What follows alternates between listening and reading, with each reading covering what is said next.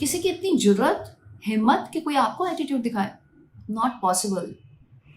देखना सिर्फ इतना है कि आपका ऐसा कौन सा रवैया है जिसकी वजह से दूसरा इंसान इतना आसमान पे पहुंच गया है।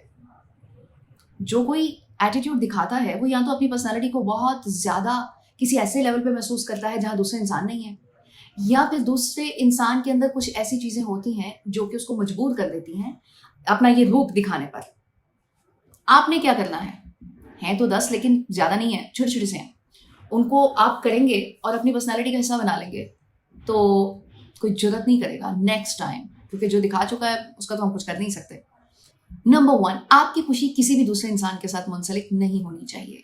आप अगर ये सोचते हैं कि वो होगा तो मैं खुश होऊंगा या वो होगी तो मैं खुश होऊंगा, अदरवाइज मेरी जिंदगी बिल्कुल झंड है और कुछ भी नहीं है मेरी लाइफ में, ऐसा नहीं होना चाहिए। खुशी तलाश आपने छोटी छोटी चीजों में करनी है।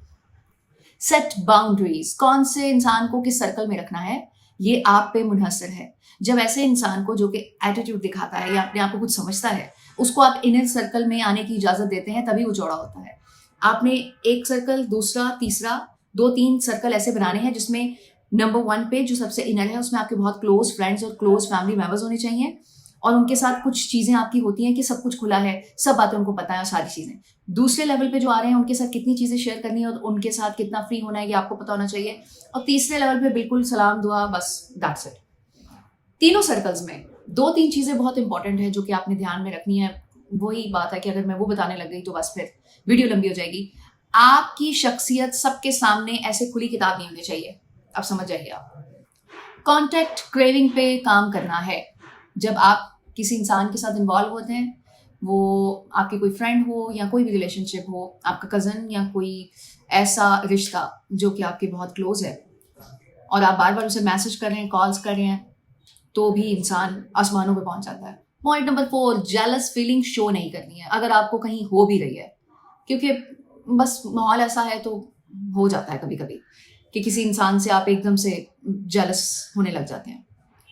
दूसरे के सामने आपने ये शो नहीं करना, ठीक है। ये आपकी पर्सनालिटी का एक ऐसा फैक्टर है जो कि दूसरे इंसान को एक ऐसे लेवल पे लेके जाता है कि वो एटीट्यूड दिखाता है।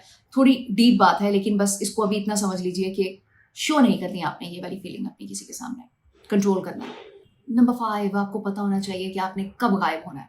गायब मीन्स कि कोई 2-4 दिन 5 दिन किसी से मुलाकात हो रही है तो कुछ ऐसा थोड़ी सी स्पेस भी होनी चाहिए। दूसरे इंसान को थोड़ा पता चलना चाहिए कि आपकी क्या वैल्यू है। तो जब कंटिन्यूसली ये इस तरह चीज़ें होती रहती हैं तो तब भी इंसान ऐसी स्टेज पे पहुंच जाता है कि वो समझता है कि भाई मैं हवाओं में हूँ, बाकी सारे ज़मीन पे रेंग रहे हैं। पॉइंट नंबर 6, अपने माइंड में किसी को सुपीरियर करार नहीं देना। दूसरा इंसान कितनी भी काबिलियत रखता हो, है तो इंसान ही ना। बस फर्क आप में और उसमें इतना है कि वो अपने दिमाग को अच्छे से इस्तेमाल कर रहा है और आपकी नज़रों में वो एक तख्त पे बैठा हुआ है और आप उतने अच्छे से अपने दिमाग को इस्तेमाल इसलिए नहीं कर रहे क्योंकि आपने अपने माइंड को एक थॉट दी हुई है दूसरे इंसान को सोचने के लिए। तो वो चीज़ थोड़ी सी डाइवर्ट करनी है और उसको भी इंसान तस्वुर करना है और ख़ुद को भी एक लेवल पे रखना है उसी के साथ, और अपने दिमाग को किस तरह से ज़्यादा इस्तेमाल कर सकते हैं ऐसी चीज़ों की तरफ फोकस करना है। पॉइंट नंबर 7, ऐसे लोगों की कभी भी इस तरह से तारीफ नहीं करते कि तुम बहुत खूबसूरत हो, तुम इन कपड़ों में बहुत अच्छे लग रहे हो। इस टाइप की कोई तारीफ नहीं करनी। तारीफ करनी है तो सिर्फ उन चीज़ों की जिसमें उस इंसान ने मेहनत की हुई है। जैसे कि अगर उसने मेहनत करके कोई पेंटिंग बनाई है, खुद मेहनत करके, कोशिश करके, पैसे इकट्ठे करके, और जिसमें उसकी खुद की एफर्ट लगी हो, तो उससे होगा ये कि दूसरा इंसान आपकी उस तारीफ और आपके उन जुमलों के लिए और मेहनत करेगा। और जब कोई खुद से मेहनत करके आपके सामने आता है और आपके वो अल्फाज दोबारा से हासिल करना चाहता है तो उसमें उसकी एफर्ट लगती है, तो एटीट्यूड तो चला जाता है कहीं।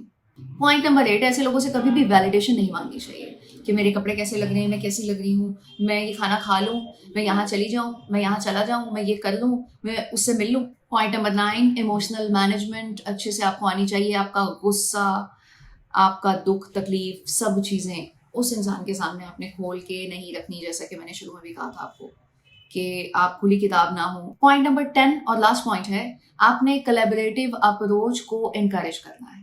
जब आप अकेले अकेले सोच को इम्पोर्टेंस देते हैं तो एक एक इंसान की जो वैल्यू है या एक एक इंसान की एफर्ट है वो उस इंसान को किसी एक स्टेज पे ले जाती है, और हमें दूसरों के माइंड का नहीं पता कि दूसरा किस वक्त एटीट्यूड में आ जाता है। तो हमने इस चीज़ का ध्यान रखना है कि जब भी हम किसी चीज़ के बारे में बात करें तो उसका सोल्यूशन दें, और सोल्यूशन देने के बाद 4 5 6 लोग इकट्ठे मिलकर काम करें। इस चीज़ को ज़्यादा इनकरेज करना है और पेनिट्रेट करना है सोसाइटी में।